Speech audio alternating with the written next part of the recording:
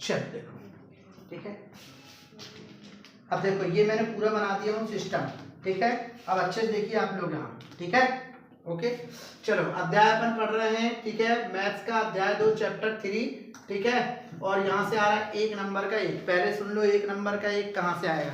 1 number का 1 ये जो अपन लोग ने पढ़े थे ना, A1 upon A2 equal B1 upon B2 equal C1 upon C2, यहीं से 1 नंबर का आएगा, ठीक है।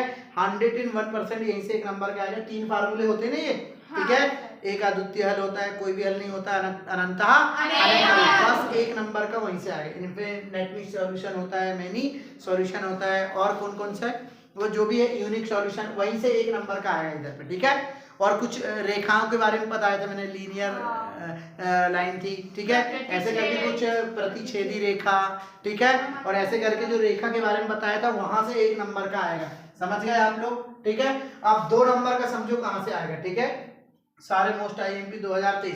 अब 2 नंबर का जो भी पूछेगा आपको कुछ इबारत के तौर पे क्वेश्चन लिखा रहेगा, ठीक है, इज दैट क्लियर।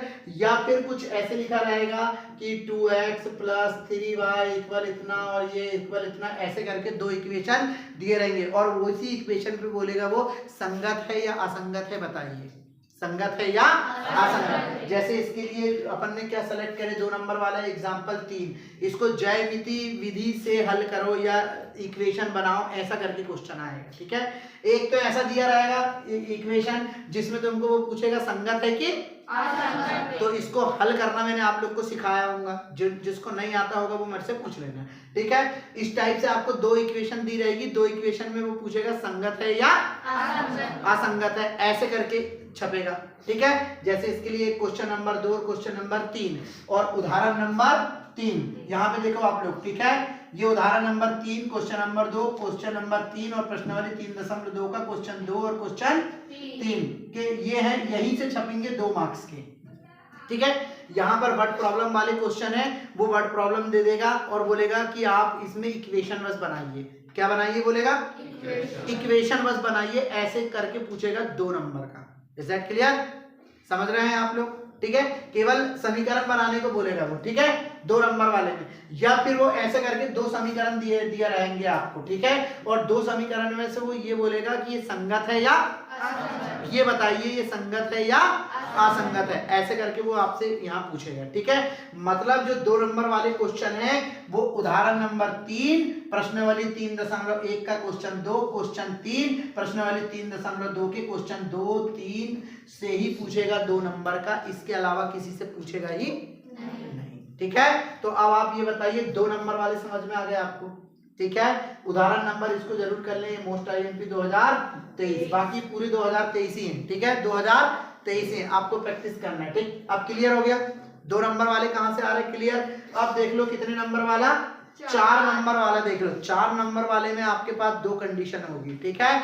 2 कंडीशन ऐसी होगी कि आपके पास देखो 2 मेथड है और 101% वो 2 आती, एक होती है आपकी एलिमिनेशन मेथड और एक होती है कौन सी, प्रतिस्थापन सब्स्टिट्यूशन मेथड। 101% यहीं का कोई एक इक्वेशन उठा देगा, वो आपको 2 इक्वेशन दिया रहेगा और नीचे लिखा रहेगा कि समीकरण हल कीजिए या इक्वेशन को सॉल्व कीजिए, या आपको दे देगा प्रतिस्थापन विधि से हल कीजिए, या आपको दे देगा विलोपन विधि से हल कीजिए। ऐसे करके आपको एक क्वेश्चन आएगा जिसमें 2 समीकरण दिए रहेंगे और उसको एलिमिनेशन मेथड या सब्स्टिट्यूशन मेथड से आपको क्या करना है, सॉल्व करना है, यानी विलोपन विधि या प्रतिस्थापन से क्या करना है, और अब उसी के और में देखो, उसके और में एक क्वेश्चन छपेगा जो रहेगा इबारती वर्ड प्रॉब्लम रहेगा, जैसे 5 पेंसिल का मूल्य 200 रुपए है, 3 पेन का मूल्य इतने रुपए है, तो ऐसा वैसा करके वो आपसे बोलेगा और बोलेगा कि 1 पेन का मूल्य बताओ या 1 पेंसिल का मूल्य बताओ, ऐसे करके इबारत में वो आपको दे देगा। या एक परिमेय संख्या है जिसके हर में 2 जोड़ने पे इतना, 3 जोड़ने पे इतना, ऐसे करके एक इबारत का सवाल देगा आपको, ठीक है, उसके अथवे में। Is that clear. तो वो ही देगा जो अपन ने यहाँ से लिखे, इन्हीं में से कोई क्वेश्चन आने वाला है, वो 100% गारंटी, 101%, इसके बाहर से कुछ नहीं जाएगा, ठीक है। 100% गारंटी वो यहीं से देगा, ठीक है। देखो आपको मालूम हो गया 4 नंबर के कौन से आ रहे हैं, ठीक है। फिर से सुन लो, या तो वो 2 समीकरण लिख देगा, ठीक है, और उसके और में भी 2 समीकरण लिख देगा और बोलेगा प्रतिस्थापन से हल करो, या बोलेगा विलोपन से हल करो, ऐसी सिचुएशन। या फिर समीकरण लिखेगा और उसके और में एक इबारती सवाल देगा, ठीक है, यहीं से आएगा और इसके अलावा कहीं से क्वेश्चन नहीं आएंगे, ये इतना ही क्वेश्चन इन्हीं में से मिलेंगे, ठीक है।